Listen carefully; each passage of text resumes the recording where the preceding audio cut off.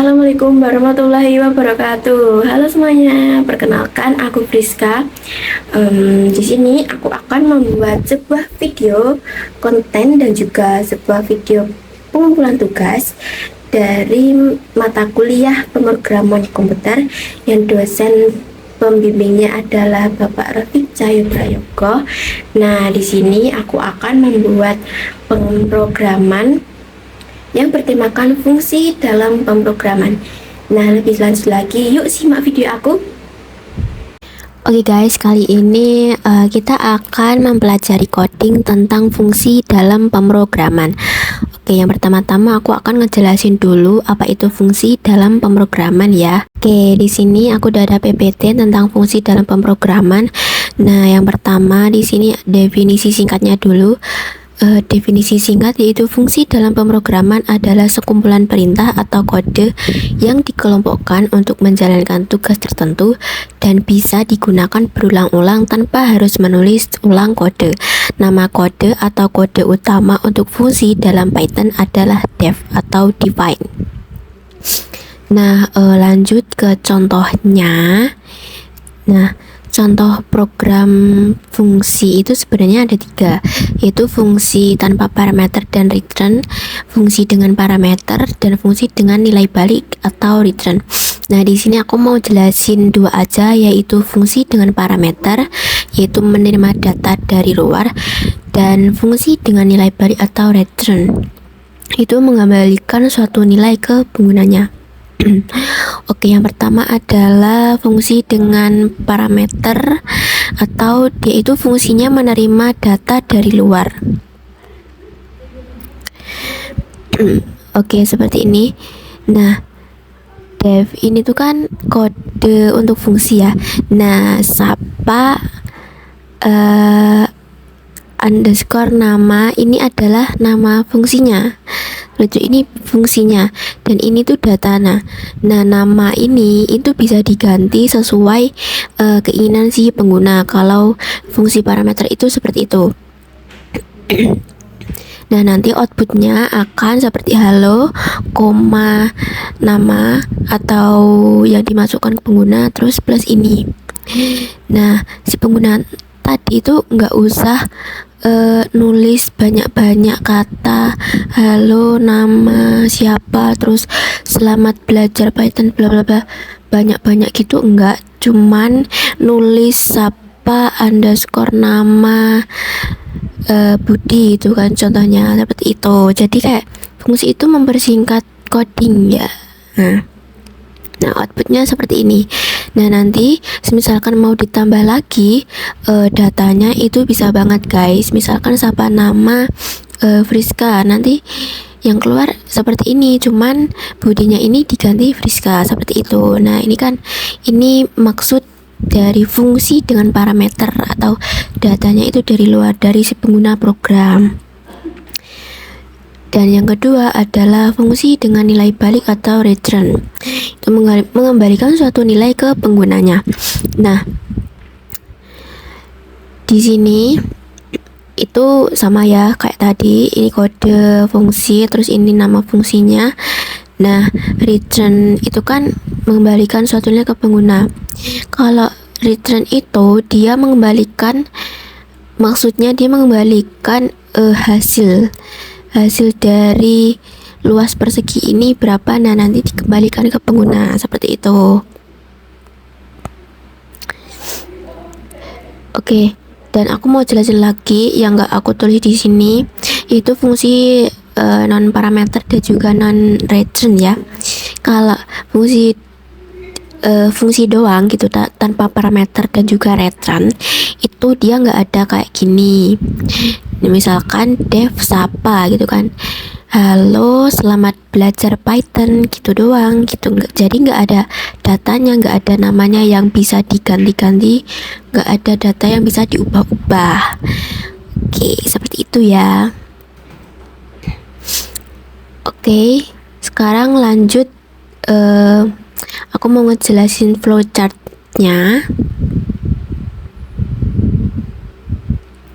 Oke, flowchartnya di sini mungkin agak rumit, tapi ya memang coding kali ini memang sedikit rumit dari pemrograman sebelum-sebelumnya ya teman-teman. Oke, di sini seperti biasa ada ellipse ya. Di sini untuk start atau mulai. Nah, di sini ada proses, lalu dilanjutkan lagi untuk input data dari pengguna.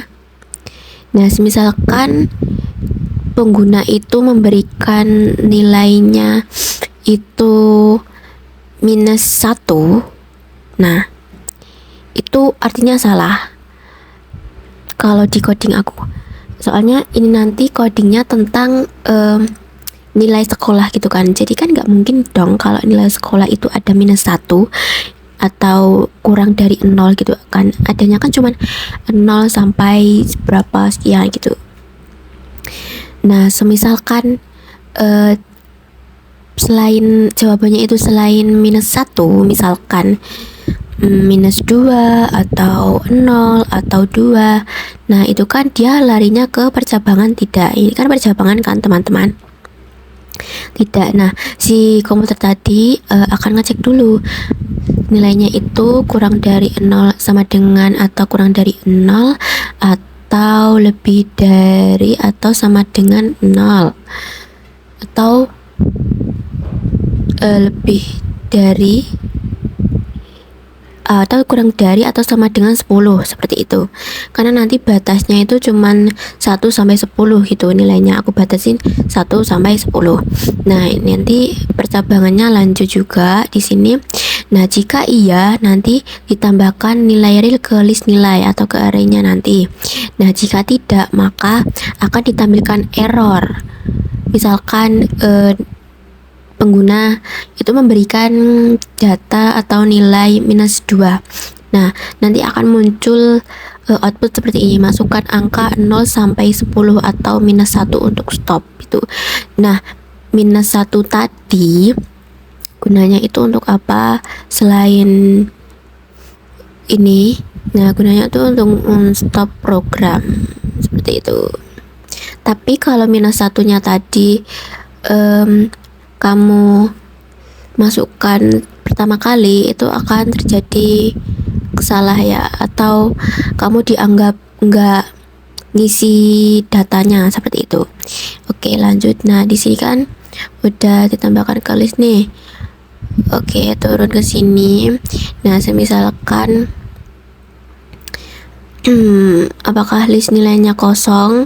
Tadi kan misalkan udah ngisi benar nih, udah ngisi benar berarti kan iya dong, tapi kan pesan berarti kalau misalkan udah ngisi semuanya berarti kan nggak kosong kan, berarti larinya ke tidak. Kalau misalkan masih kosong atau kamu cuma ngisi -1 atau pokoknya nggak ngisi deh gitu, nah nanti outputnya seperti ini. Terus disuruh ulang. Terus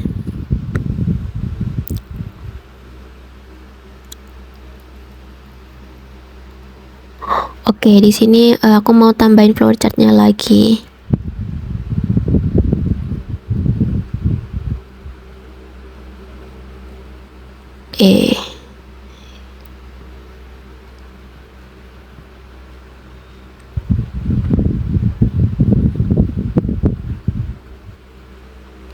Kayaknya enggak deh guys, soalnya semisalkan ini itu udah masuk ke selesai, berarti kita tarik ke ini ya, seperti ini aja. Nah, semisalkan tidak kosong berarti kan ada list nilainya tuh. Nah, di program aku nanti akan ada menghitung nilai maksimum, nilai minimum, dan juga rata-rata. Oke, di sini kan menampilkan list nilainya, terus dihitung minimum dengan perulangan, terus hitung minimum, itu maksimum, terus hitung rata-rata, terus outputnya nanti ada hasil minimum maksimum seperti itu. di sini pakai output. Nah, oke, selesai deh. Seperti itu flowchartnya untuk fungsi. Dan sekarang kita akan mencoba mengerjakan coding ya. Di sini aku akan buat replit dulu. Oke, di sini kan aku udah nulis setengahnya nih. Nah, aku mau jelasin dulu. Nah, di sini seperti kata aku tadi, def itu kan kode bentuk fungsi. Nah, ini adalah fungsinya, mendapatkan nilai dari pengguna, ini adalah fungsi. Terus ini juga fungsi. Nah, ini perulangan, ini percabangan, ini perulangan lah teman-teman. Seperti itu. Nah, ini tanya untuk nilai. Oke, nilai integer input, ini untuk inputnya nanti seperti ini pertanyaannya. Terus misalkan jawab nilai -1 nanti false, terus nanti disuruh masukin lagi kan. Terus append ini apa sih? Nah, append itu menambahkan elemen ke bagian akhir seperti itu. Terus misalkan dia salah lagi masukinnya, tadi kan udah aku jelasin bakal ada output. Tolong masukkan angka antara 0 sampai 10, 1 sampai stop, seperti itu. Oke, aku mau ngelanjutin codingnya dulu ya teman-teman.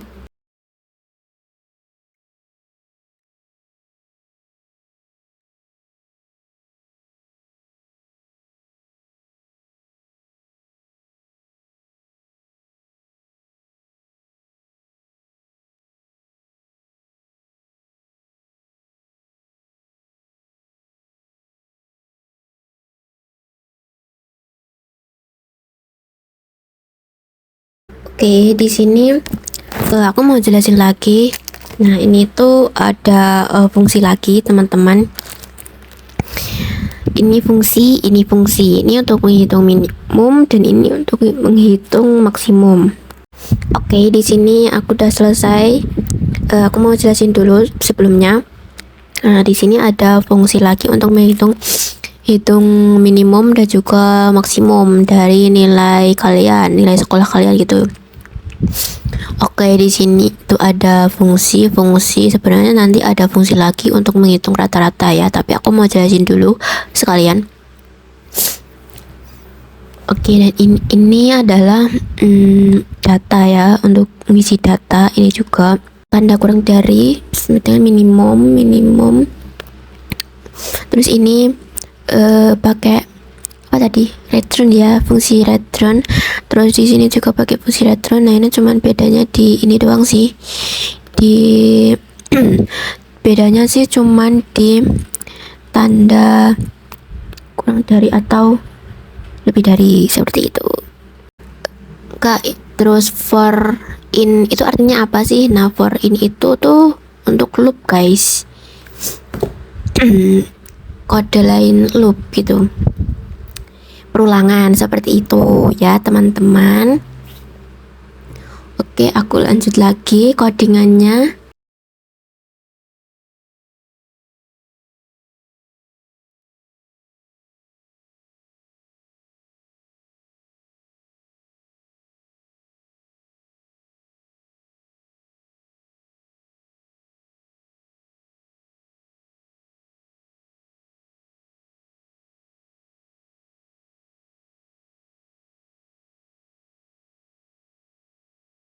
Nah, oke guys, coding di Python aku udah selesai. Di sini aku mau ngejelasin dulu yang terakhir ya. Di sini ada fungsi lagi, nama bukan sih, ini tuh kayak apa ya, menjelaskan nilai sama dengan fungsi ini gitu loh. Nilai itu isinya sama dengan ini, mendapatkan nilai dari pengguna. Misalkan penggunanya itu masukin angka 2, berarti nilainya 2 gitu. Terus di sini menghitung, oh berarti ini keluar. Oke, berarti kan Tadi itu flowchartku keliru sedikit sih. Memang benar excite. Ini kan excite kan. Nah, di sini ada menghitung minimum sama dengan hitung list minimum. Terus ini maksimum, hitung list maksimum, average, hitung list average, itu rata-rata ya. Aku pakai bahasa Inggris di sini. Terus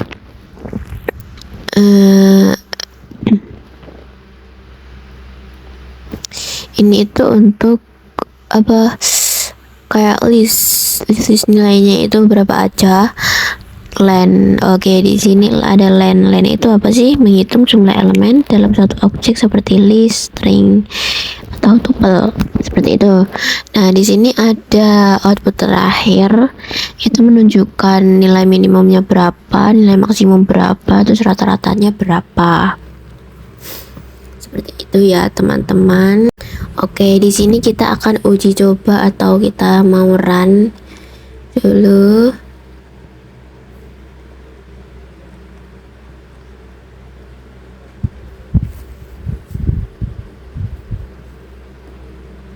Ini aku acak aja ya guys.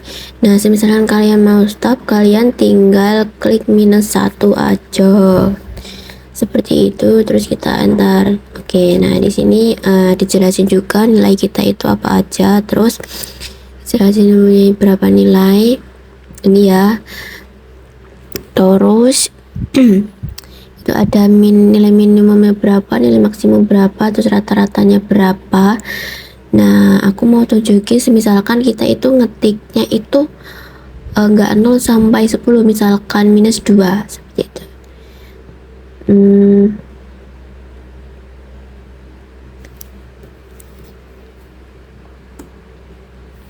Nah, berarti sama dong kayak di flowchart tadi kan. Kalau di flowchart tadi munculnya ini kan, kalau misalkan kurang dari 0, seperti ini.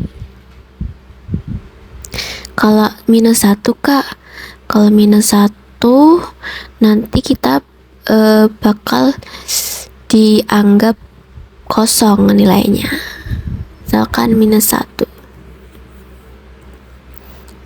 Ya kan, seperti itu teman-teman.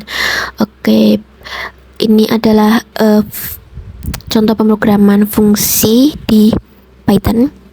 Buat kalian yang belum bisa login atau nggak tahu cara login di Python lewat Replit ini, kalian bisa tonton video pemrograman aku yang pertama. Di situ udah lengkap cara loginnya ya teman-teman.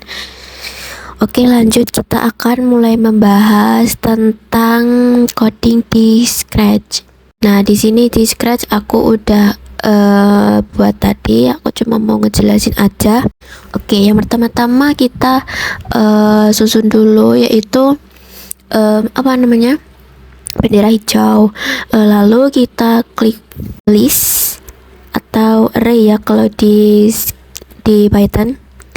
Nah, listnya itu apa aja?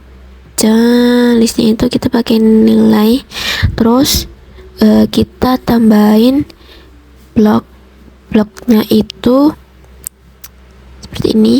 Nah, ini blok namanya bisa dikasih, terus number of text-nya apa, terus inputnya apa, seperti itu, labelnya apa, seperti itu. Terus kalian bisa hapus di sini, cancel seperti itu ya teman-teman.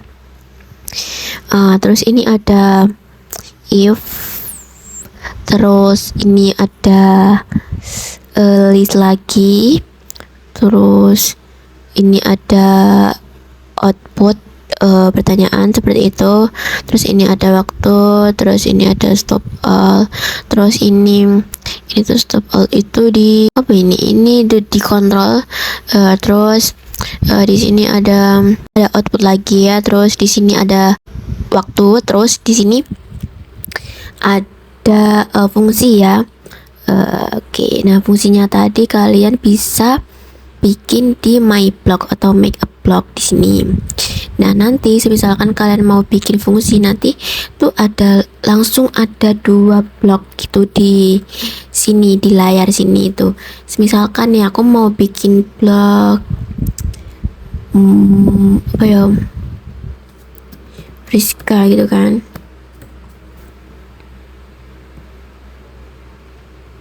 Nah guys, langsung ada dua. Nah di sini terus sama di sini seperti itu.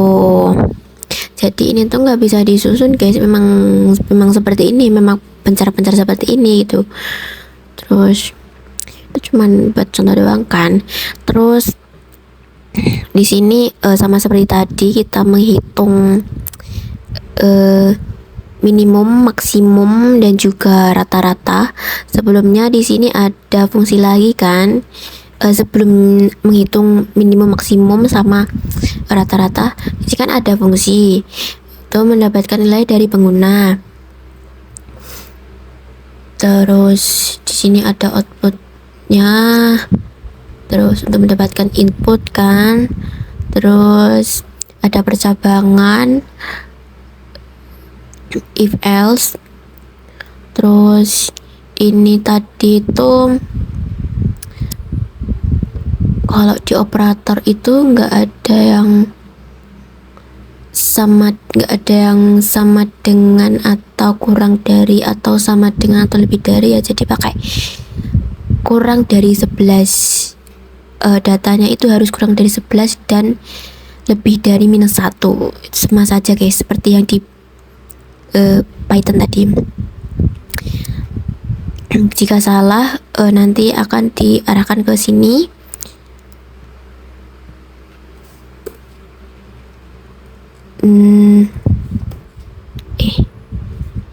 Seperti itu.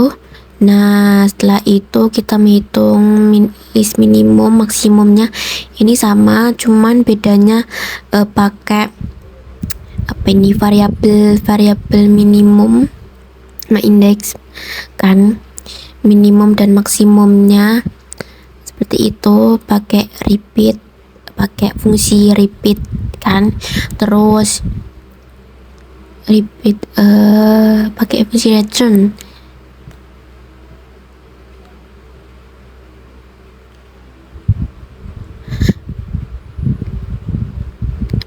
Terus setelah itu yang berbeda di sini cuma list average-nya. Di sini pakai sum. Sum itu artinya apa? Sum itu tambah ya teman-teman. Terus dibagi itu, sum terus dibagi. Seperti itu. Udah deh jadi.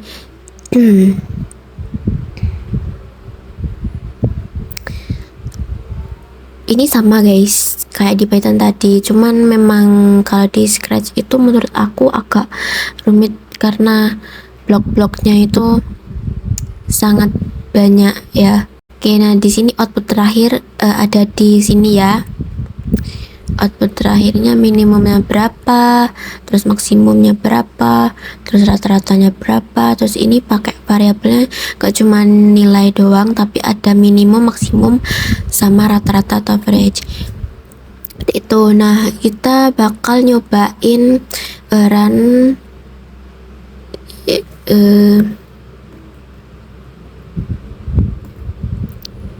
terus sama seperti tadi. Kalau mau stop tinggal klik -1.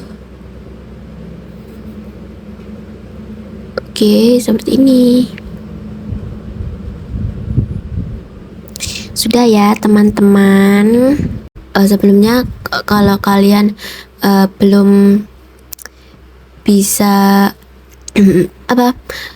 login di Scratch, kalian bisa tonton video aku yang pertama ya teman-teman. Itu sudah lengkap banget caranya login di Scratch seperti itu. Nah teman-teman, sekian video dari aku, semoga bermanfaat untuk yang menonton. Wassalamualaikum warahmatullahi wabarakatuh. Bye bye.